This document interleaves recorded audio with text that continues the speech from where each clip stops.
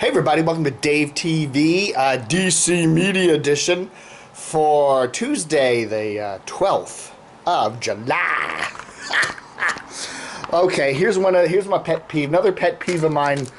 The Washington Post, there's a certain smarmy, slimy nature to some of their stuff. And one of the people that does that really well is Paul Farhi. He's the media correspondent, commentator, whatever you want to call him. Here's an article in today's style section. Networks to charge more for pool video. Okay, basically when a TV network covers a news event, you know, like a speech or some sort of press, public whatever, they'll send, like, one of the networks will send a camera crew, and then they provide what they call pool coverage. Well, apparently, you know, this is on foreign and domestic stuff. Apparently, they charge for this coverage, okay, or they want to start charging whatever. Anyway, you read through this article, which is Paul Farhi's article. You know, okay, a new subscription model that will raise the cost to non-pool members. And who's a non-pool member? Well, we soon find out. It's the Washington Post. In the short term, the American public is going to lose out because fewer outlets will be able to showcase these historic events, according to Emilio Garcia Ruiz, the Washington Post's head of digital news. So we start now, the story starts to transform into, it's now the Washington Post is upset because now, all of a sudden, these feeds that the Washington Post is getting and putting on their website. In fact, when you go to the Washington Post website now, you'll often find a live news feed right there bannered at the top of the screen, you know, some political whatever. And apparently, according to someone here in the article, that's free. So the Washington Post gets new. So basically what this article is turning into is the Washington Post is starting to complain because those free news feeds, those free pool news feeds, they're going to have to pay for. Ooh! Because they're not a member of the pool. And poor old Washington Post, which has almost no ads in it, is now going to have to pay for those news feeds. Well, the article doesn't kind of come off, it doesn't quite get into that until about midway through. You know, it should, you know, and the reason too, the ways, it's kind of a dull little article. Why would they stick it at the top of the style section like this? Well, because it affects, it's the Washington Post in a funny little way here.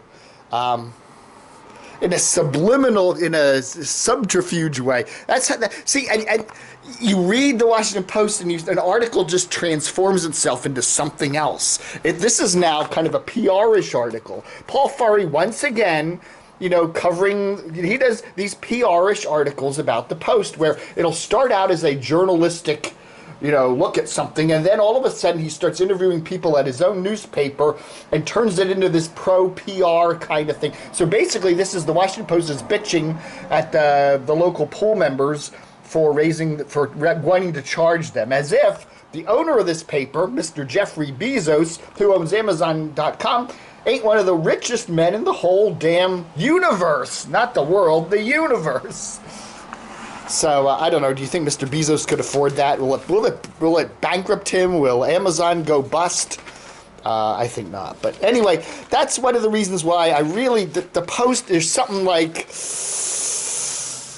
that ain't quite right there, okay? I don't know. All right, the other big news yesterday, well, this isn't even big news, but yeah, big news yesterday, Bram Weinstein is going to be the new midday host, the new midday personality, ESPN 980 WTEM, which is Dan Snyder's, Redskins owner Dan Snyder's radio station, replacing Tony Kornheiser, who's leaving to go do a podcast.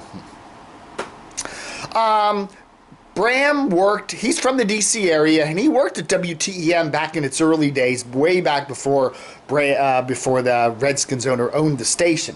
Then he left, I think 2008, and went to work for ESPN up in Bristol, Connecticut, where he was working till last year. I guess budget cuts and stuff like that. They've been doing a lot of that, and he got bounced. Well, that happened at the same time. That was last spring of 2015. That was the same time that Tim Brandt had announced that he was going to give up his longtime sports anchor job at Channel 7 WJLA, which Sinclair had just bought. Okay, so that was the whole big thing, and everyone was saying, "Oh, Bram's going to be the new top sports anchor at Channel 7." Ooh. Well, whatever happened, whatever transpired, it never happened. Okay, Bram.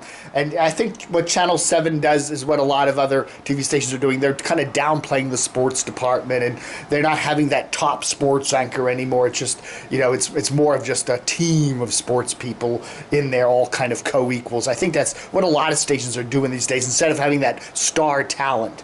So anyway, so Bram just kind of bided his time the past year doing some sort of media consulting firm, whatever. And so then the big news came out yesterday. Middays on a very low-rated sports talker. That's primarily an AM signal.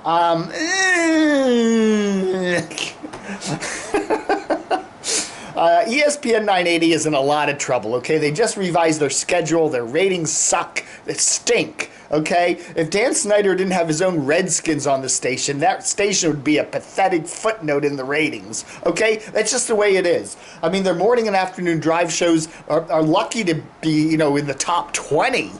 I think what ESPN 980 needs to do, if it was smart, is they need to take somebody who's a relatively high-profile talent like Bram, and they need to put him in either morning or afternoon drives, because basically in the radio business, morning and afternoon drives are the only times that really mean anything in terms of ratings and ad revenue.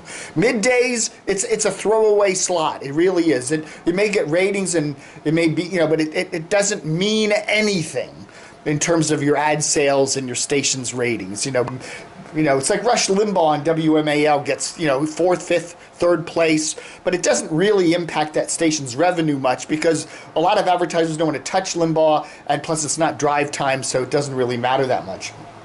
And I think with Bram, if you could have taken the top sports slot at Channel 7 or the midday slot at ESPN 980, the Channel 7 slot would be the one to take. I wish well to Bram, and I hope he quickly moves to one of the drive times and then spend too long sitting there in the midday slot on a low-rated sports talk AMer in the Washington market. So, okay. All right, folks. Thanks for watching my Dave TV DC Media Edition for Tuesday, the 12th of July, 2016. Book 'em, Dano.